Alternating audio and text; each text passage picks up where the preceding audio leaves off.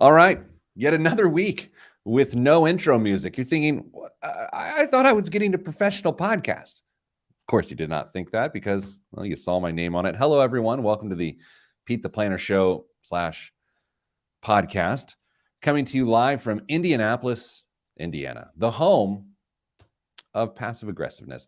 Joining me, filling in for Damian Dunn this week, is the host of Stacking Benjamins, the author of the brand new book, Stacked, Your Super Serious Guide to Modern Money Management, my friend, Joe Saul-Sehy. Joe, hello. Welcome to the program. I have kicked Dane to the curb. I'm taking over. I'm going to start here in one panel. I'm going to slowly move you out of the panel, and it'll just be the first episode of Joe Saul-Sehy. I'm Pete the Planner. Yeah, exactly. Well, Joey, it's good to be with you. I've been on your show several times. You have been on this show before, haven't you? I have been. Yes. A long time ago, though. Yes. It was super fun. You didn't invite me back for a long time, and I'll try not to take it personally.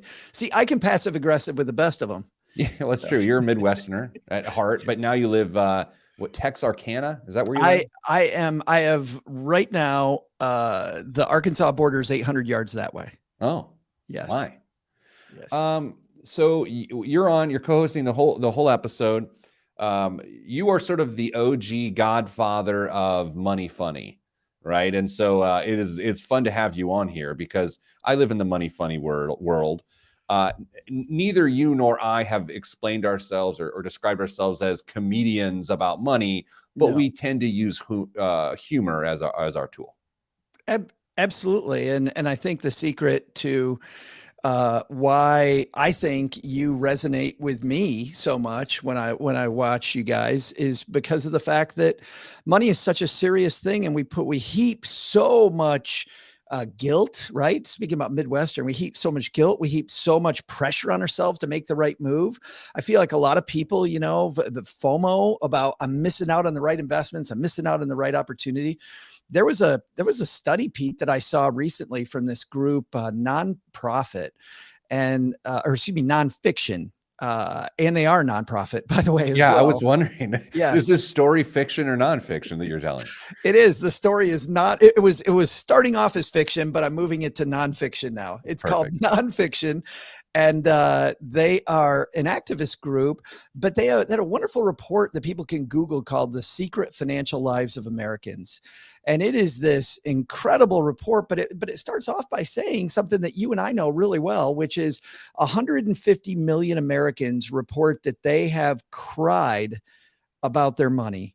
150 million nearly half of people in America say that they've cried about their money. And you'd think that this is people living paycheck to paycheck.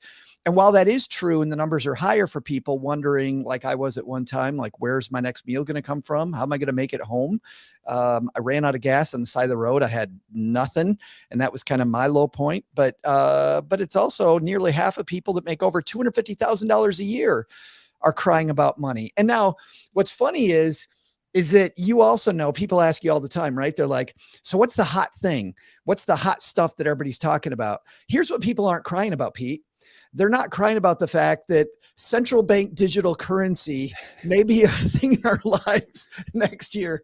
They're not crying about the mega backdoor Roth IRA and Roth conversions might go away. That's not what they're crying about. So I think to lighten it up, right? To lighten it up and make this serious thing, to gamify it and make it a little more fun, makes it easier for us to do the right thing. The Joe coin will be available on, are you going to have like an NFT or some sort of crypto coin soon? Only if I can really pixelate it. If I can get it really pixelated, then yeah, absolutely. I'm a Howard Stern listener, have been for 20 years, and if more actually.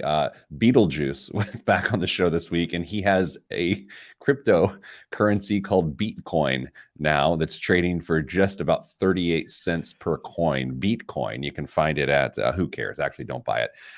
Joe, let's start the show. This is, of course, a show about a show, and you are co-hosting said show today. So the first segment, my friend, is 9 minutes and 22 seconds. So just start counting when you start going in 3, 2, 1. This week on the Pete the Planner Show, we answer your money questions. Here's how the show works. You email us, Ask Pete at PeteThePlanner.com. That's Ask Pete, all one word. Why? It's an email address. And we will answer your questions. Joining me, well, for the first time in a long time, to be honest with you, filling in for Damian Dunn, is Joe Saul-Sehy, host of Stacking Benjamins and the author of the brand new book, Stacked, Your Super Serious Guide to Modern Money Management, coming to you via Penguin Random House in a couple of weeks or so. Joe, hello. Pete, thanks a ton for having me back. I thought maybe I wore out my welcome the first time here, but luckily I got the call. I got the call from the bullpen, and I'm here ready to try to be my best Dame impression. I'm not very good at it, but I'll do my best. No, you just need car posters on your wall. And that's always good to make a visual reference on the radio. So, Joe, your new book, I was shocked to learn. Now, you and I have known each other for several years. I was actually shocked to learn about 10 minutes ago. This is your first book. And I don't say that with a degree of shame. I just assumed you've written like 30 books. Thank you. So why did you choose to write Stacked, Your Super Serious Guide to Modern Money Management, along with your co-author, Emily Guy Birkin? Why did you do this? Yeah, I had written a book. It took about 10 years. I stopped, started. I handed it to my alpha reader. I think Mrs. Planner is your alpha reader. Yes. I handed it to my lovely spouse, Cheryl, and she brings it back. I think it was about 8 minutes later. 8 minutes, and said, "This really sucks." Like it was horrible. It was way too serious. It was not like me. I thought, I'd written it over such a long period of time, but I knew because people like you and I, we talked to so many different people, and you see the landscape, and there just wasn't enough of this funny, introductory, but also you can get in the weeds at the same time out there. And I'm in Portland, Oregon. At this wonderful bookstore called Powell's. Have you been to Powell's? I've walked by it. Oh, and it's a block long, and it is this weird bookstore where you can get lost. I find myself, as you can believe, Pete, knowing me for a long time, in the kids section. Yeah. And I see the Hardy Boys Detective Manual. And when I was in 4th grade, I carried this thing around everywhere. I dog-eared it. My brother and I, my dad worked at General Motors on a wet day. He would pull out, and we'd look at the tire tracks to check that out so we could tail. I don't know what we were going to do. Yeah. My mom would touch a doorknob. We'd go over there with tape, and we put the tape because, we got to get the fingerprints because you don't know where mom's been. And I thought, while it's campy, it was written with they tell you this right up front, written with a real FBI agent. Like, this was legit FBI stuff they were teaching you. And I thought, man, if there was a book for adults about money that I carried around, like that the people could carry around like I carried around this book, this would be perfect. It would go along with kind of what we do at the circus that's Stacking Benjamin. So I fly home. My mom has a key to our house. I'm 50 years old, Pete, and she's finally let me have all my crap from the from the attic, like the 6th place father-son invitational bowling tournament that we did okay in. Finally gave me that, but she gave me the Cub Scout Wolf Guide. And something that was neat about the Cub Scouts that I read leafing through this is it way before all these cool apps now gamify things for us. And I think gamification is a huge piece of success for a lot of people when it comes to money now, and makes it so much easier. But back then they had tools you're going to need, succinctly told you how to do the thing. You checked off little boxes to show proficiency. And then there was a place at the bottom for your mom to sign it that you did it. And then you got a badge, right? That you did it. Huge, great gamification. So I said, we got to do this. And so I asked my good friend, Emily, who's written several great financial books, if she'd do it. She's hilarious. And we wrote what we think is pretty funny, but it's exactly that. It starts with how to stack your first Benjamin, building a stack of Benjamins, protecting your Benjamins, and then stacks on your stacks. And that part for people more advanced is like how to hire advisors that won't bleed you dry. What's modern portfolio theory? How's good tax management? But it begins with how do you get out of debt? How do you get a budget? And you earn these increasingly difficult badges. Joining me as guest co-host this week is Joe Saul-Sehy, author of the brand new book, Stacked, Your Super Serious Guide to Modern Money Management. Joe and I have been friends for a long time. His new book comes out December 28th, wherever you buy books. I noticed yours is through Penguin Random House, and it just makes me, I listen to audiobooks because I'm lazy. And it made me think of how the beginning of your audiobook might sound. And if you'd indulge me, I'd like to perform that for you right now. Thank you. Ladies and gentlemen, with the dramatic performance of Stacked, Pete the Planner. This is Audible. Penguin Random House Publishers presents Stacked, your super serious guide to modern money management by Joe Saul-Sehy and Emily Guy Birkin, read by Pete the Planner. How's that? Oh, that's good. I blew it. Where were you like a month ago when we did this? Did you do the audio?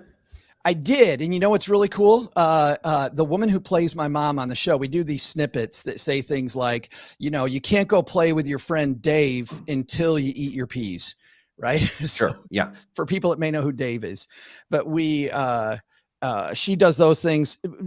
Penguin reached out and said, hey, is your mom going to be in the book? Because we have all these pieces of our mom in the book. Is she going to read those pieces? And I went, and it was great because I got to ask my friend Julie Ray Harrison, who plays my mom on the show, hey, will you go in the studio and read these things? So we actually have mom in quotes. My real mom, by the way, sounds way too young. She had me when she was 18, and this is horrible, Pete. I had to fire her a long time ago because she didn't sound like my mom. Does every person in your life have three names? Julie Ray Harrison, Emily Guy Birkin, Joe Saul-Sehy. Like what? Pete the Planner. Pete the Planner. If it were just Peter Dunn, if you had stuck with Peter Dunn, I'd be out of here. The former CEO of Steak and Shake was Peter Dunn. I don't know if you know that. That's a little fun fact for you to take home to the family this holiday season.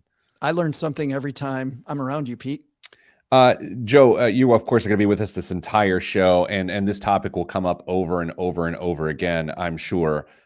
Do you discuss cryptocurrency in Stacked, your super serious guide to modern money management? We discuss alternative investments and we mention cryptocurrency, but it is not something that should be the foundation of your financial picture. And don't get me wrong, you know, we had a guy on our show recently, Kevin Rose, who really dives deep into the stuff of modern finance. And he changed my mind about crypto. He said, listen, if you're grandma and you really wanted to be stable, you should wait. Let's see what happens. I mentioned central bank digital currency. We should wait and see what's going on.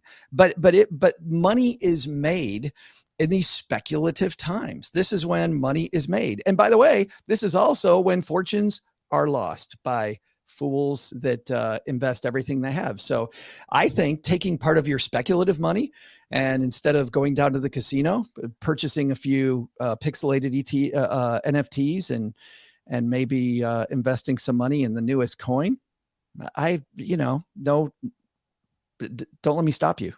Yeah, where I get lost is this idea that there's this metaverse in which you spend real money on fake properties.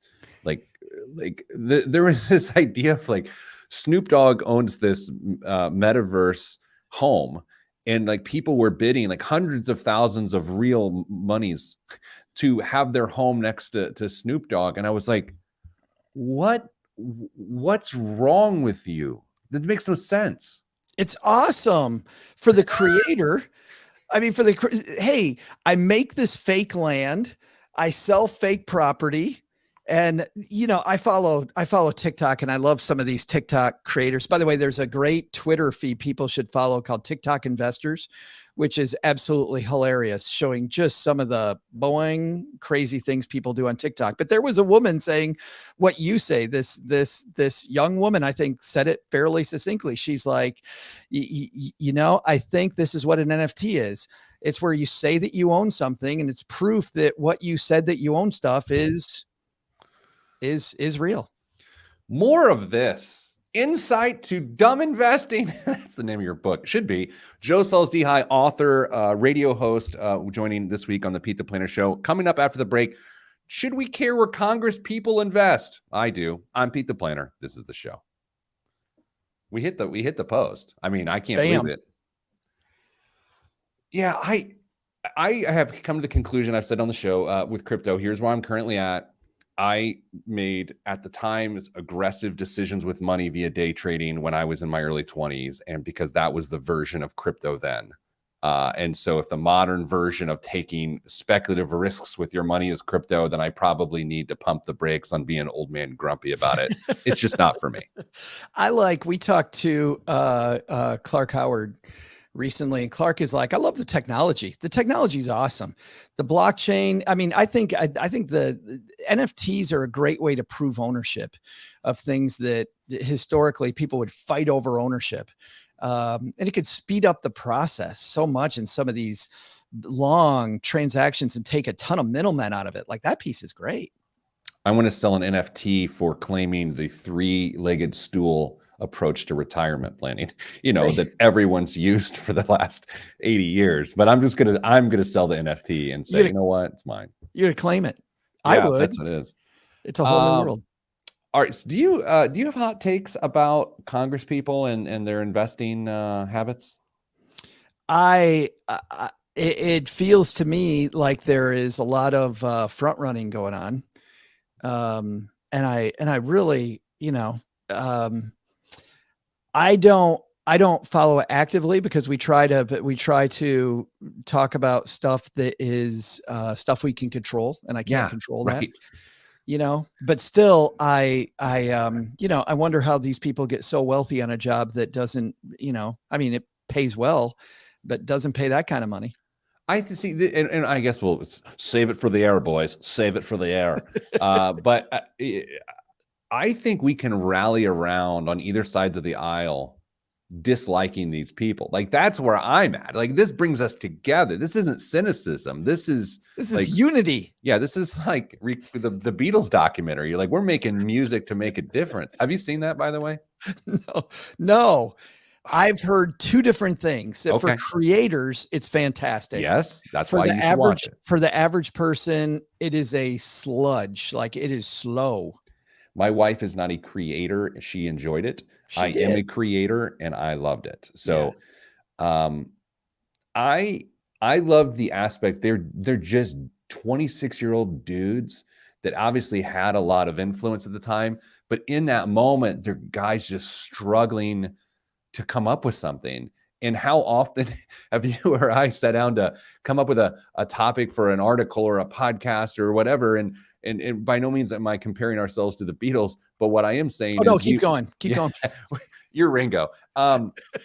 We've all been there where you're just like, you're so vulnerable and just naked in the moment of like, yeah, we got to come up with something here or we're screwed. And like, that's what I liked about the show. Well, and the hard part too is that at that point in their career, I mean, they got to come up with something good. Yeah. It's like your second book. Yes. Can I give you some advice from a long-time author to a first-time author? Can I give you a little bit of advice here? What's that? Do not describe the process of writing a book as like having a baby. I just want to share this with you, that you will alienate over half of your audience immediately upon saying that phrase.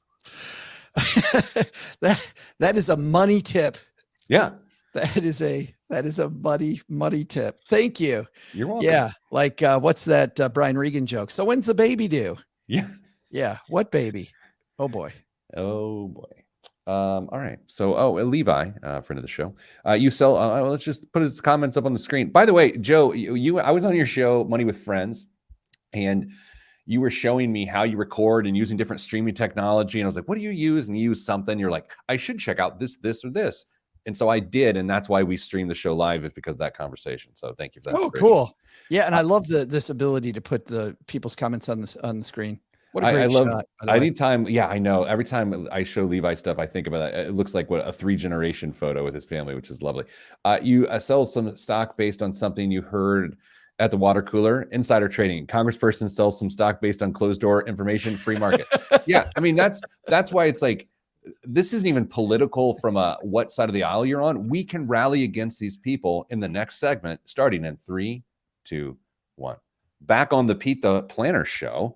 Special guest co-host this week, author of the brand new book, Stacked, available December 20th, wherever books are sold. Joe Saul-Sehy, host of the award-winning podcast, Stacking Benjamins. Joe, this here radio show / podcast has never, ever won an award. What's up with that? I don't want to suggest that you try to win awards, because I don't want that's where the conversation goes. But I also don't actually like, I know.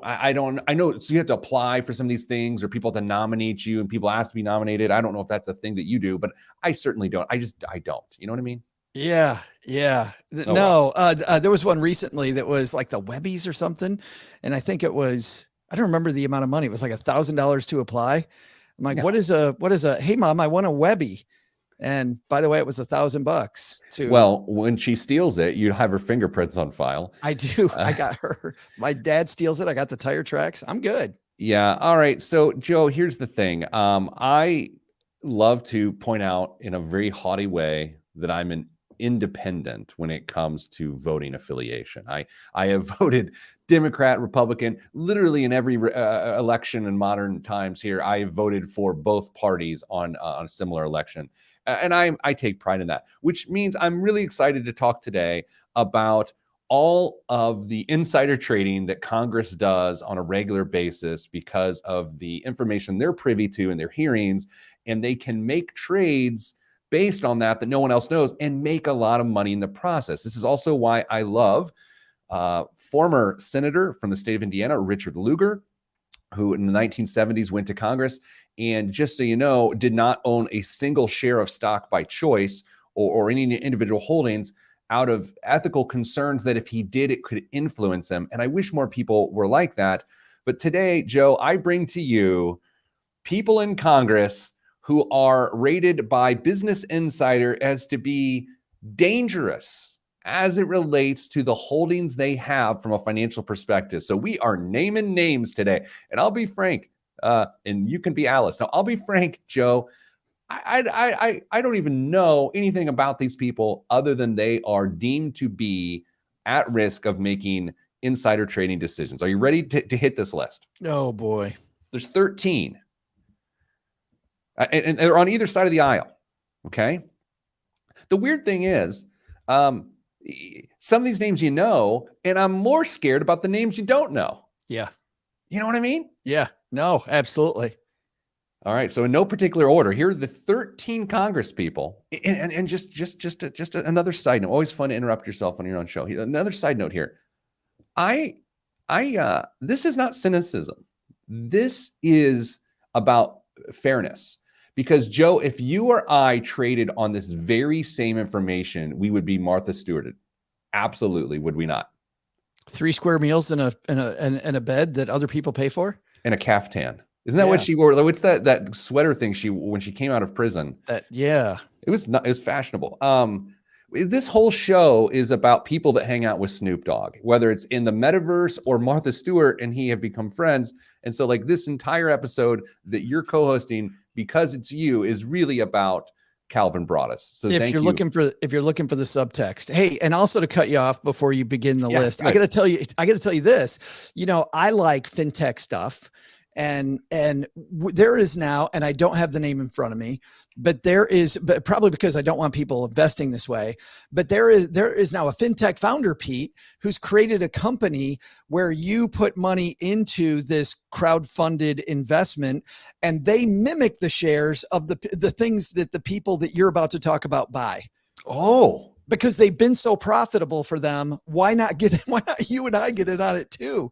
Well, but what a horrible way to invest when you don't know anything about the company. I just know that this congressperson who's getting wealthy front running stuff is investing in it. We are starting with Representative Pat Fallon from Texas, down in your parts. Wow. Joe, a Republican from Texas in the danger zone.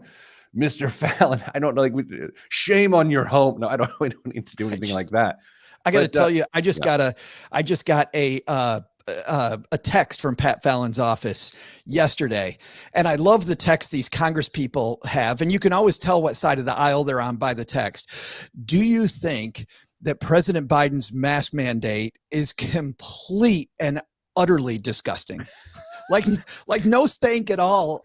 You know, there's no middle ground. Leading the witness. Do you feel like there's too many criminals in America and that the Democrats are letting it go? Not a lot of nuance these days. No. The Hall of Shame continues with Senator Diane Feinstein. Is it Feinstein? Yes. Am I saying that correctly? I think so. Yeah. So Feinstein. She's a Democrat from California. She's one that's been on a lot of people's radar in this sense for quite some time, though, if I'm recollecting that correctly. You? I remember hearing that 15 years ago, Pete. Texas again. Representative Lance Gooden Republican from Texas. Do you have a familiarity with this gentleman? None at all, but so far 2-1-0 for everybody else. Us. If I'm you, I would spend some time in Texas this weekend, Joe, digging through the trash of some of these people's homes so you can get some better stock deals. You know what I mean? Next up from Tennessee, Republican Diana Harshbarger. If you're just joining us here on the Pete the Planner Show today, I'm naming the 13 Congress people who are deemed to be high risk from an insider trading standpoint, according to BusinessInsider.com. I don't know who Diana Harshbarger is, which again, I get more scared about this when I don't know who these people are, because it's like, well, how did they get there? They have no name recognition. Representative Kevin Hern from Oklahoma, a Republican. That's sort of it down in your parts. Do you know who Kevin Hern is, Joe? I do not, unfortunately, or fortunately. I'm not sure which side of that I'm supposed to be on, but it's time to get to the money capital of the world, New York. Representative, the Republican, Chris Jacobs, in the Hall of Shame as it relates to insider trading and risks with their financial disclosures. I feel like we need a Democrat. Thank God for Susie Lee from Nevada, the Democrat. Lee. Yeah, you had Diane Feinstein as well. So Republican men and Democratic women are currently in the Hall of Shame at this point in time. Another Democrat, Representative Tom Malinowski from New Jersey, also in the Congress Hall of Shame. Pete, do they shine a light at all on what they're buying? They are, but given the time constraints of this show, I am going a 30,000-foot view. But you can't. This Business Insider piece is incredible. So just Google Business Insider conflicted Congress, and it's like an infographic. It's interactive. Representative Sean Patrick, Democrat from New York. New York's catching up on Texas. Have you noticed this, Joe? I'm getting worried. I want to maintain our lead. All right, we've got Representative Sean. Oh, it was Sean Patrick Maloney. It's not Sean. It's a three-named person, so I assume you know this person well. But he and I do all kinds of stuff. And with our 20 seconds left, I blaze through Pennsylvania Republican Dan Muser. I blaze through the following names, which is going to run out of time. Tommy Tuberville, of course, you can't miss him. No. Blake Moore and Tom Suozzi. Congratulations, list. And by 20 seconds, I meant a minute and 20 seconds, because this is the first time I've done a radio show. All right, so my point, because I'm just reading people's names and trying to shame them on a show in which we talk about how we never shame people. My point is this. It is really hard to make money. It is really hard to invest and have big bonanzas with those investment decisions. Joe, you've been in this financial world for a very long time. You know this. If you have non-public information, it's not fair to trade on that.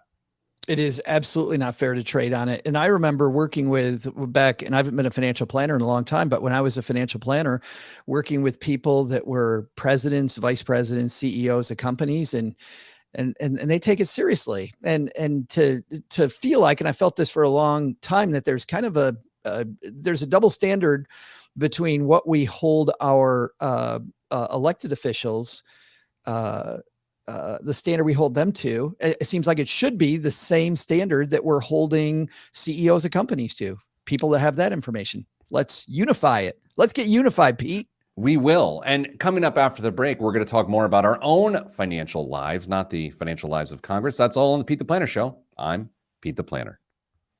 Look, if we only miss one post today, that's great. I mean, it's 1 out of 4 is not bad. Did we miss it? Yeah, it's all right. Okay. You know, it really does. Insider trading at Congress really upsets me. And I don't care that much about anything, but it upsets me because it is so impure. I don't know. Maybe it's because I grew up in the Midwest, but it just bothers the hell out of me. I don't know. I mean, people here in our little small town of Texarkana talk about fairness and being nice to other people and bringing, your community with you. And so I think that we like to take the area that we live and say, hey, this is my kind neighborhood that does that. But I think just to go back to Ayn Rand, I feel like when you have human beings, there's a carnal instinct to get ahead. Yeah. And for some people, they can't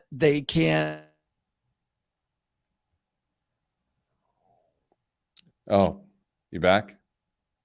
Oh, Joe's signal is frozen up. This is fun. Joe, for whatever reason, your screen froze. So podcast listeners, thank God we're not on the radio right now. Joe is making a point that I'm probably one of the best looking podcast hosts in the nation. And he's making that assumption based on the fact that we look exactly alike, which is sort of interesting. Are you back, Joe? Apparently I am. Yeah, I had to take a little break there, Pete. Yeah. Just my internet here in the hinterlands decided it needed a rest. We've been on for a while. I loved that you start talking about Congress and your signal goes out. You tell me they're not watching. You tell me they're not watching.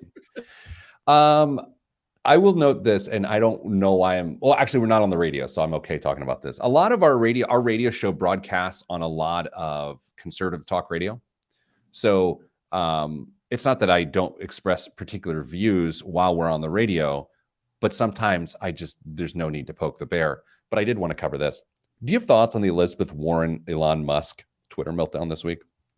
You know, I saw it from 5,000 feet. I had some family stuff going on, and I saw I saw one tweet by Musk. I didn't see the original Elizabeth Warren stuff. I've only seen his side. I haven't seen her side. So I saw him earlier with Bernie Sanders. Yeah, I'm sure, Joe, you and I disagree on something. I'm sure we do. But I feel like if you and I disagreed with each other on it, we probably wouldn't try to burn down each other's house in the process, right? And I hate the idea that you have to hate the people you disagree with. And like, that's my take on the Elon Musk, Elizabeth Warren thing. Elon Musk is like wearing out his welcome in my mind to the contributions he's making at large. Do you have a particular stance on him and how he runs a company as a CEO and consistently manipulates the markets with his tweets? Well, I mean, he's been censured, right? I mean, that's how bad it is for him. He's a brilliant marketer. He's a great futurist. I mean, he says outlandish things that other people don't say. So he inspires the people that he works with to get things done that other people won't do. That's fair. So I love that. I love that. What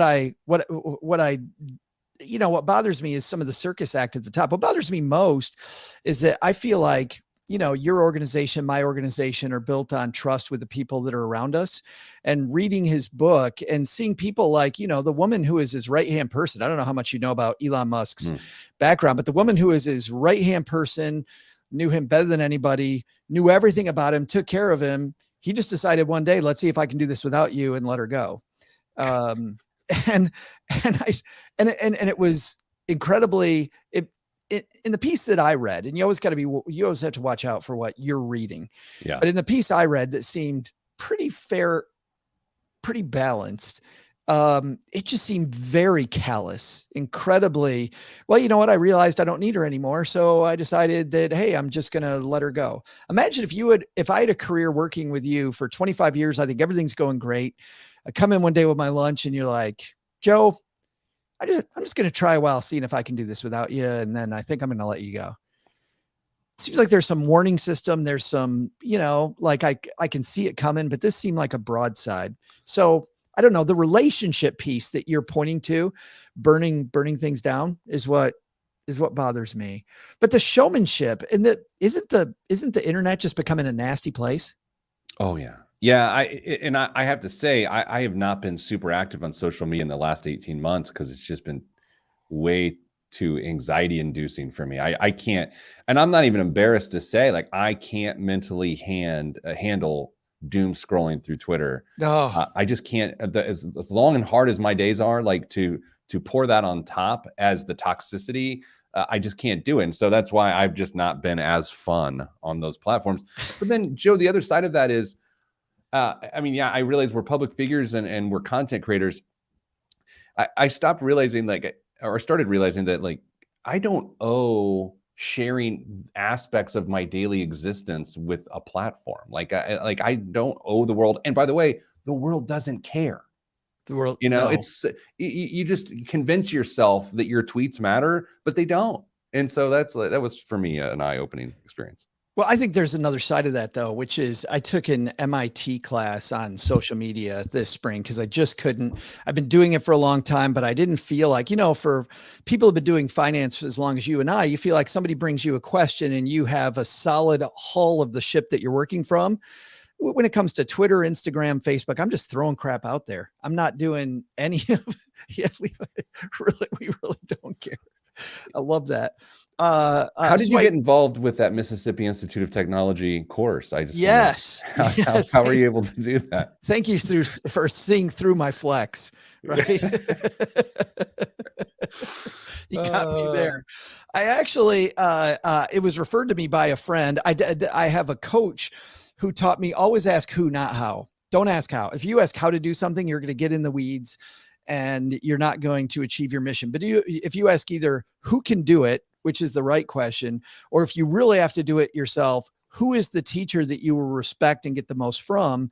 I said, but for me with social media, it's got to be MIT, because you and I get people that aren't creators don't know this, but Pete gets probably, I'm going to say 7 or 8 times a week, some social media shyster telling him, hey, I know the secret to increase your viewership, to increase your reach, and it's all this snake oil stuff. And I thought, okay, I'm sure there is a way, but I need the right who. And for me, an academic institution like Mississippi Institute of Technology was the place to go. But you know what they taught me though, Pete?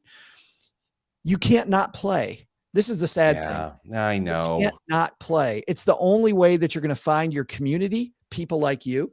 You and I are going to repel people who aren't like us. We're going to bring into the fold people that like us. And by the way, I mean like us, I don't mean people that look like me. I mean people that are of a similar outlook on life, and so you got to play, and you got to play the algorithm games, which is why I now have a TikTok channel and learn how to dance. Yeah, nothing like doing air traffic controller signals on the internet to teach people money advice on TikTok. You know what I'm going to do? We are actually, in the next couple of weeks, I'm doing this. I'm making my first TikTok video where I do the stupid pointing thing, because I do truly think it's stupid. I'm going to point here and the words are going to come up over here. And I'm going to look all confused, and I'm going to point down here and the words are going to come up there, and I'm just going to get lost in it. I've decided I think I've crossed the Rubicon into old guy, because I get so mad when I see financial TikToks. Like I just get so, and it's like, well, why do you care? And it's like, because on some level, it's just really dumb. And I was like, I get, well, people see value in it. It's like, I don't know. This old guy thinks it's dumb. But anyway, let's get back to the show. Yeah. Joe, coming up, we're going to do your favorite financial metrics in your own life to sort of get a snapshot of what's going on. So we've got some proprietary ones we'll talk through, the classics. And so this segment is 9 minutes and 40 seconds if you're keeping score on your abacus, okay? In 3, 2, 1. Back on the Pete the Planner Show, special guest co-host this week, the author of Stacked, your super serious guide to modern money management, Joe Saul-Sehy, also the creator and co-host of Stacking Benjamins. Why do you list yourself as a co-host? Who's the other host? OG. Yeah. OG. Well, because I'm always on the panel. Yes. And so I'm never on the, that's right. Like there's more of the show than the panel. Yes. When you're on so we have a Monday, Wednesday, Friday format for people who've never heard us. On Monday and Wednesday, it's OG, the CFP in the room. I stopped being a financial planner 12 years ago.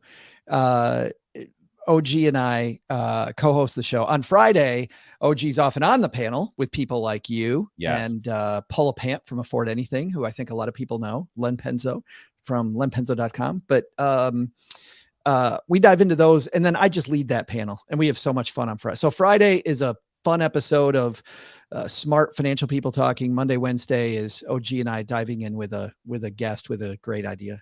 Yeah. Does Paula still have her podcast as well? She does. Yeah. So I want to encourage people that want a different perspective on the financial world to subscribe to Paula Pant's podcast. She's so smart. I have to admit, I'm intimidated talking to her when I'm on the panel with her.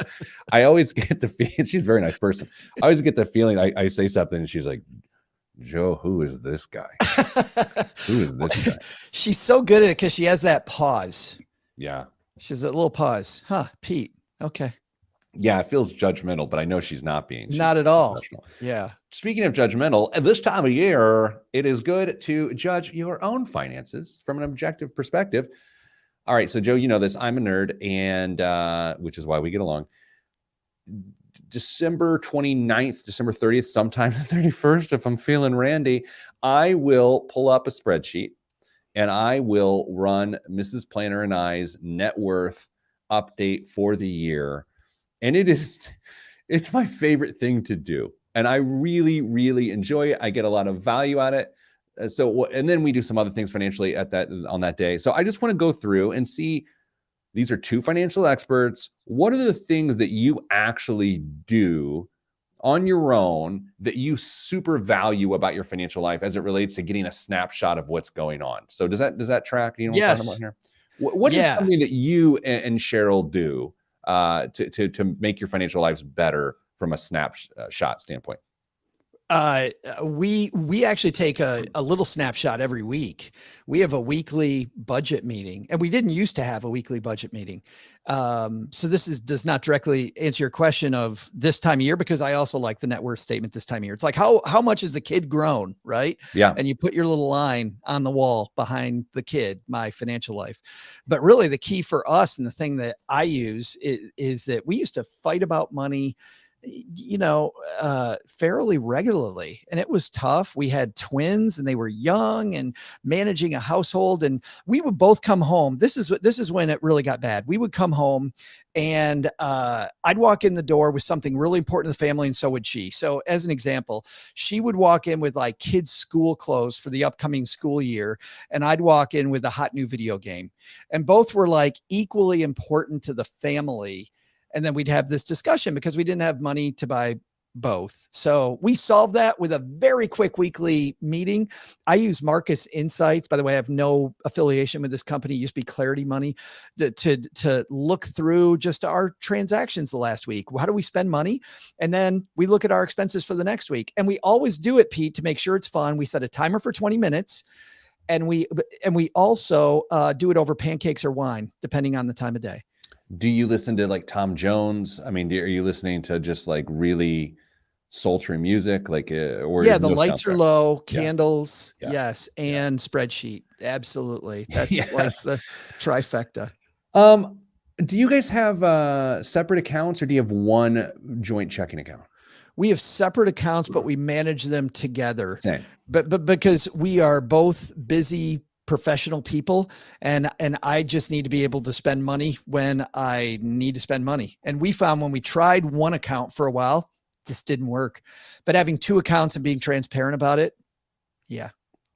Do you walk around knowing your aggregate rate of return for the year on your portfolio? I mean, do you end up knowing it? Yeah, me neither. I was asking this question. I'm like, should I lie and say I do? Because I don't. I have no idea. I do know how much my net worth has gone up, but that includes a lot of other things that aren't necessarily rate of return. I'll tell you what I do know. I do know what my long-term goals are. And once a quarter, I look at, am I ahead or behind? And then if I'm behind, I ask the question, why? Is it the market that's behind? And if that's the case, then do I need to save more money to fill in the gap? Because the market's going to come back. We'll have a reversion to the mean. Is it my investment strategy that's wrong? And then I work on my investment policy statement, if that's the key, because I always want to work on the machine and not react to just this one condition. Or is there something else? And so once a quarter, I look at these milestones and say, am I ahead or behind? So I've done all the assumptions about what return I need early on. And then I set up a portfolio based on that. And then I just check the milestones. Because, for a lot of us, these goals we're chasing are 20 years away. And so I like to stay excited. I got a little bit of ADD. So if I can stay excited about it once a quarter, that makes it much easier. Well, I mean, you are remarkably close to that $1 billion goal of yours. Do you think you achieve it in 20 years? Do you think it'll take 21 years till you hit, the 3 comma club? I think probably 2 months, 3 months. If this NFT thing takes off that I'm launching, I think we'll be good. Someone's confused right now, and I love that. Do you have an investment advisor or a financial planner, or do you have someone you run stuff up against, or given that you did this for a living, do you do it yourself? Oh, I love this. And this is a huge part of my book because of the fact that I think we all need advisors, and I have one. And the reason I have one is I like being the dumbest person in the room about my goals. So, and the second thing is I'm in a team. Cheryl has heard my stuff over and over and over. Really. And if I say it, okay. But if he says it, it's a whole different thing.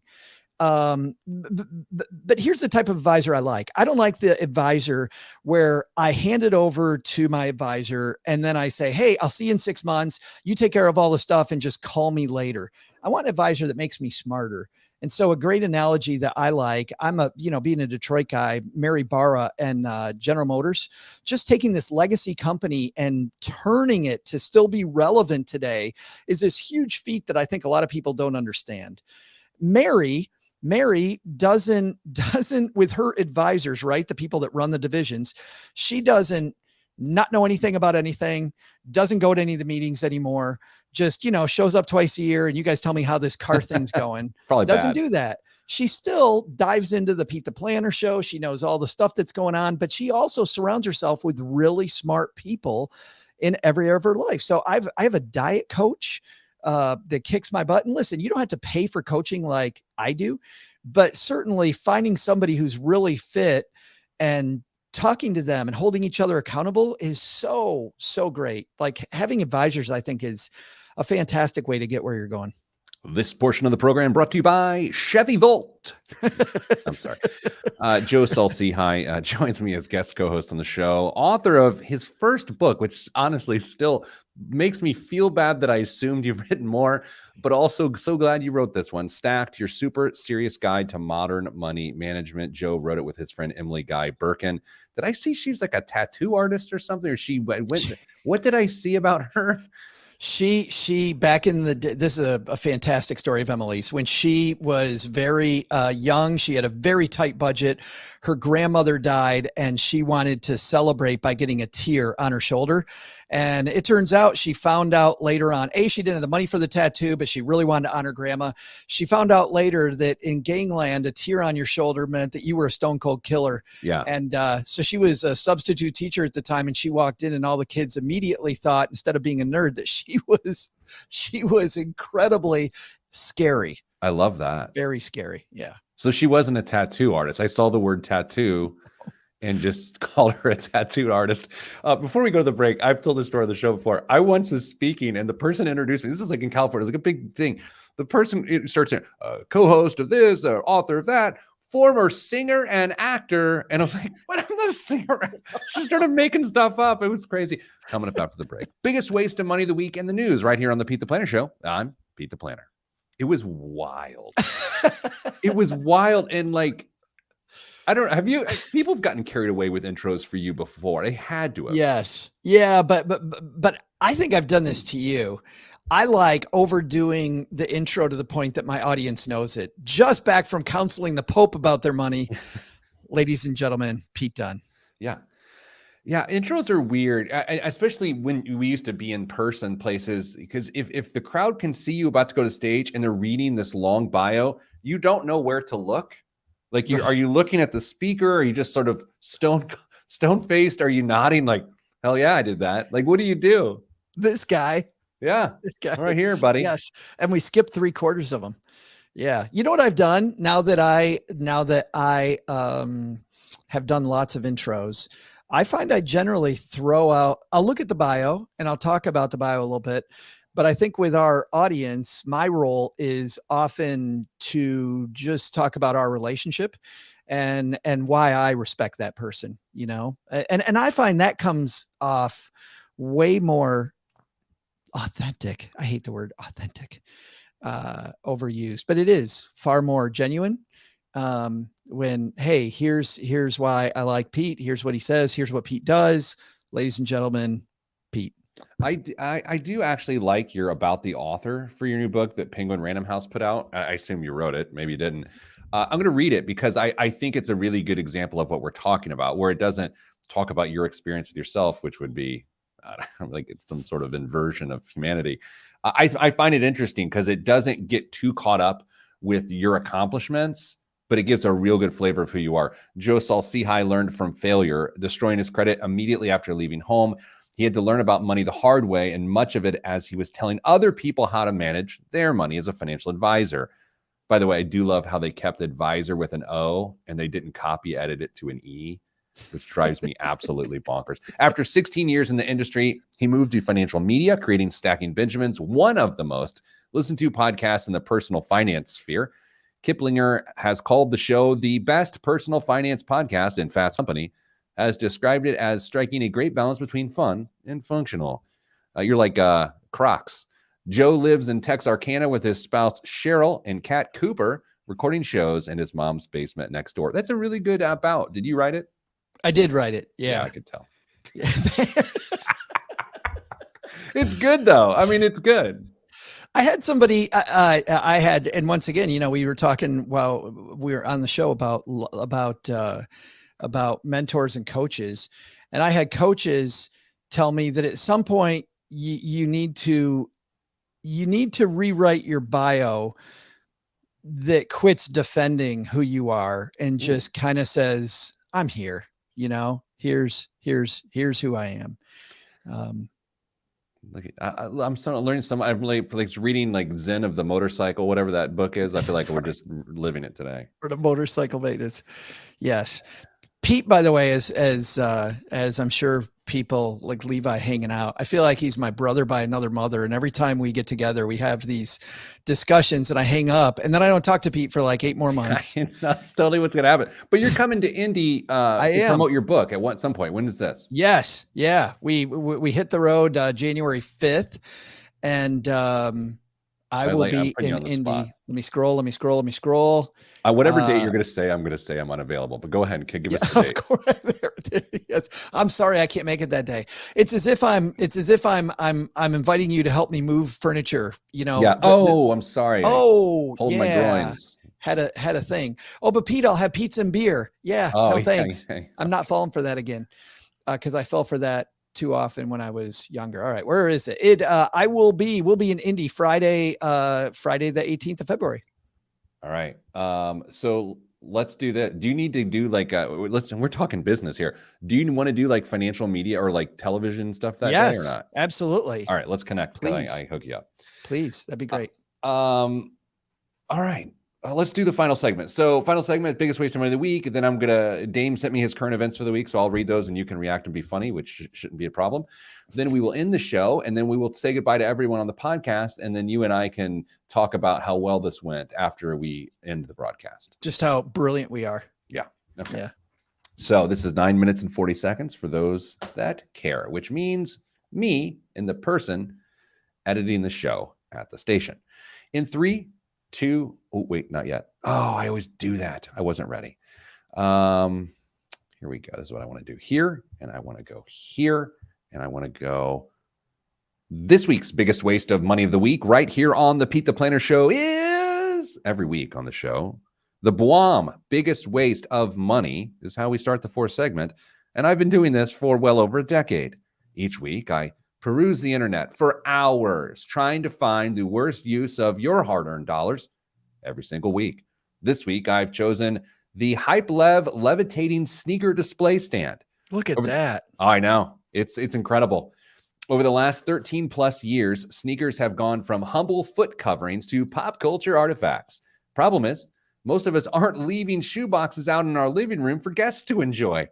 The HypeLev allows sneakers to be displayed and enjoyed like the works of art they are. A powerful magnet slides into the shoe against the heel, while the C-shaped levitator manipulates magnetic currents to suspend the shoe in midair. And a small air hole causes it to slowly spin. For added drama, white LEDs provide illumination to highlight small details and enable nighttime viewing. Available in black or white, it works with shoes up to size 15 with a weight of up to 2.2 pounds. So, Joe, you can display a single shoe in your living room for your family to enjoy for just $249. I think this is brilliant. I think this would be, do you know the shoe that I'd want to put there? Like the shoe I was wearing when I had the slow dance of my life in junior high with my Britt Spalding. Oh, see, that's a nice memory. I think of like if you're going out to clean up after your dog and you step in it and you don't want to get it on the carpet, you just No. levitate it. Look at what I did out there. Yeah. We've all wanted levitating shoes, but I think we want to be in the shoes. Yes. Well, I'm thinking when I ran my fastest marathon, I could put that, it's dirty, it's muddy, it's whatever, but you just levitate it. People are like, why are you levitating that shoe? Oh, it's a great story. I was in Memphis and I ran this marathon that really wasn't that fast, but it was fast for me. As I've told you earlier, maybe between the break, like I've transitioned into full geezer. Like I am cantankerous. I don't want shoes to be that important. You know what I mean? Like I'm at a point where like I don't actually want to be friends with anyone that's like, hey man, you want to see my shoe? It's in the dining room. I don't want to. I love shoes. I love boots. Like I got a shoe problem. I'm the Melda Marcos of the financial world, but I'm not levitating it. I think though, see my shoe is far better than smell my shoe. Do you want to smell my shoe, Pete? Yeah, there needs to be a book on the different senses that you can experience with shoes. The key here though is levitation. It's not see my shoe. It's that I'm levitating my shoe. Like that's quite a flex. Yeah, I can bring this out of the closet, but instead I'm just going to levitate it because that's natural. It's like you go to your friend Gary's house and he's trying to convince you that he's like some low budget David Blaine who likes to play basketball.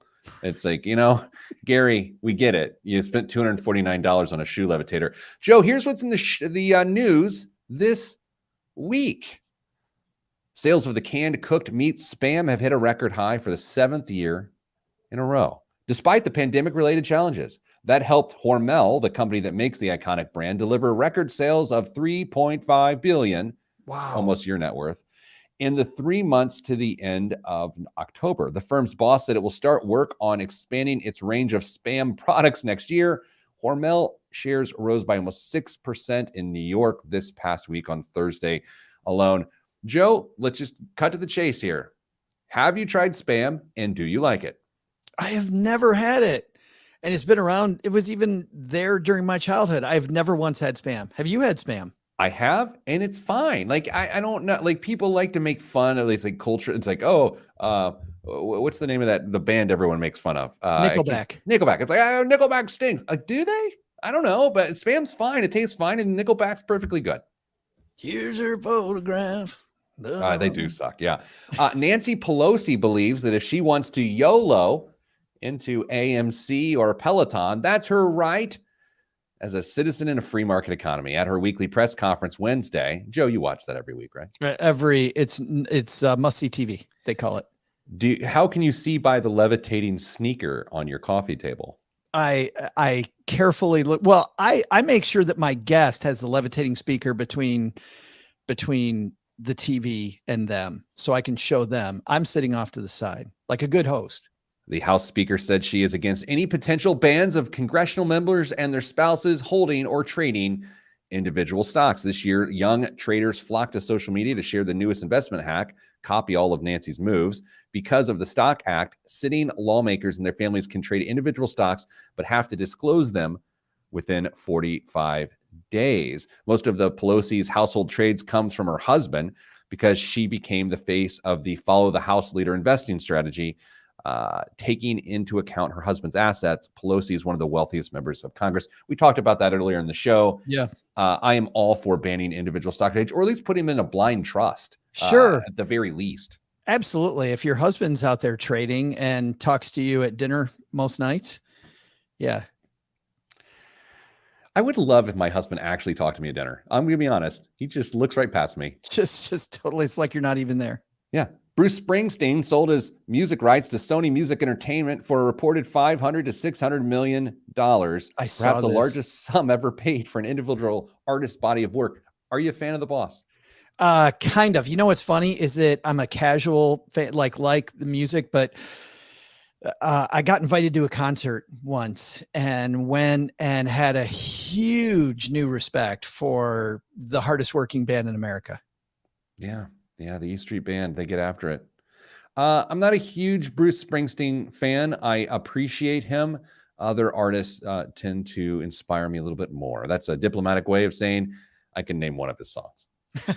Born to Run. Yeah, and if Courtney Cox was in the video, I probably know it. I don't know. But, I had this. I'm 44, So the boss is a few years ahead of me in terms of his mass popularity. So I would have had to grab on late. Yeah, see, I'm 53. I was there. I think I was graduating from high school when Born in the USA came out. Is it bad for me or good for you that we look to be the same age? I think it's good for me. Yeah, I think yes, because Pete looks adorably young, which when people tell me I look adorably young, they're my BFF. You want to get on my good side? Just tell me how young I look. Speaking of looking young, she may be married to former U.S. President Donald J. Trump, but now you too can stare into the cobalt blue eyes of Melania Trump at the touch of a button with your very own piece of trendy digital art. The former First Lady has jumped into the latest internet craze by launching a non-fungible token, an NFT, just in time for Christmas. It puts Melania right in the middle of a fashion frenzy in high-tech art circles, though critics may regard it as the latest attempt by the Trump family to cash in on political success. She believes that her foray into being a public figure allows her to make money on this, and she's going to donate some of the proceeds. So, Joe, I'll put it to you. How many non-fungible tokens are you buying for your wife for this holiday season that involve Melania Trump? That is my business and nobody else's. But I will say this. Remember the Free Britney campaign? Yeah. If people have a problem with this, I think we should have a similar Free Melania to create as many NFTs as she wants campaign. I think this is important stuff. And if you're spending time on other things, I think you're wasting your time. So we have to assume there are fungible tokens, right? I've wondered that same thing. By the way, does sarcasm play on the radio? I don't know if I can tell. So I just want you to know, everyone on the radio has now just quit their job to issue NFTs because of your Free Britney reference that got lost. I often wonder crackle. Joe's obscurity just does not play. But yeah, fungible. Don't go with the fungible token. Because, you sink right into those ones. The non-fungible ones are the ones you want. When I walk into Walmart and I'm looking for tokens, send me to the non-fungible section. The fungible will get you. It's like what those non-parallel, like the little like look like glitter. You put them on candy. You know what I'm talking about? They're called like non-parallels or parallels, and they're parallel anyway. Why do when I think about non-fungible or when I think about fungible, I think about poking the Stay Puft Marshmallow Man. Like he's fungible. God, isn't that what fungible means? Joe, thank you so much for being on the show this week as guest co-host, as Damien has a week off. We wish you best of luck with your brand new book that I want everyone to purchase, Stacked, Your Super Serious Guide to Modern Money Management, available December 28th, wherever books are sold. Sending everyone else good vibes, because good vibes are all that's in the budget. I'm Pete the Planner. Happy holidays. So I'm going to get canceled for not saying Merry Christmas. Joe, this was fun. You want to say anything to the audience here? Which... I mean, you if you said Merry Christmas, you get canceled for saying Happy Holidays, or for not saying Happy Holidays. You know what I mean? Well, again, I'm on my show is primarily on like conservative radio. Gotcha. So if I say Happy Holidays, then I am getting canceled. Yes. What's interesting is we are part of Cumulus, Westwood One's podcast build out. And we're not on the radio, but it's interesting to look at the names that John Wardock leading the charge in personal finance that he's bringing on versus, because the radio, Westwood One has been known for two things. One is sports, which is how I grew up with sports in Westwood One, and conservative talk radio. But then you look at the personal finance section, and I feel like we're getting to, you said this earlier. I feel like I'm one of the few moderates left in America. We're a diet. You can't be moderate, man. You got to have an opinion, and it's got to be on the sides. We can't work together. But so as a moderate, I feel like John Wardock, the head of that, is kind of trying to balance the scale a little bit. Yeah, we got a podcast review or something once on iTunes, and it said, I'm sick of this centrist BS. And I'm like, what am I supposed to? A centrist is not upset by that. Like a centrist is like, thank you. I had somebody tell us recently on Twitter, I used to listen all the time, and on one episode I smelled a hint of woke, and I'm a diehard capitalist. And Oh, so I won't listen anymore. So you smelled it one time. And and by the way, 2 days earlier, we had you can go look at, we had a 1-star review that turns out that I apparently do not get angry about a major religious group, and I should. Oh, And there is a sponsor of our show that is a member of a major religious group. And the fact that I let them exist without speaking against them is apparently a big problem to this person. And I thought that if you're, I don't know, and this is cynicism, and I'll apologize, guys, maybe I shouldn't even be saying this, but if your day boils down to getting angry at your finance podcast because one of their sponsors is a member of a religious group that we've all heard of, and that's your go-to anger button, yeah. you need something new. I mean, Well, Joe, I don't want to speak for the rest of the country, but in the words of Greta Thunberg, how dare you? right. How dare you? Right. I can't say it now, but I will tell you who it is, and you'll be even more incredulous. You'll be like, really? Okay. Yeah, the weird thing is, and I want to maybe put the cap Chris on this is here. Yeah. Chris is a friend hanging out with us too. Awesome. Chris is cheating on me. No, hey, look, we have a lot of crossover. People love the balding middle-aged men. Like, I was talking about this with Cheryl recently. There's a guy that you need to know, and I actually told him that he needs to know you as well. Do you know, because you've done stand-up? Sure. Do you know Paul Ollinger? No.